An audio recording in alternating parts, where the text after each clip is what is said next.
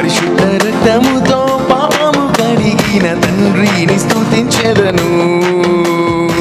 పరిశుద్ధ రక్తముతో పాపము కడిగిన తండ్రిని స్తుతించెదను.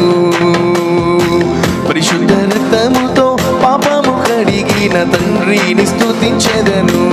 అయ్యా పరిశుద్ధ రక్తముతో పాపము కడిగిన తండ్రిని స్తుతించెదను. యేసయ్యా స్తోత్రములు, యేసయ్యా స్తోత్రములు, యేసయ్యా స్తోత్రములు, యేసయ్యా స్తోత్రములు.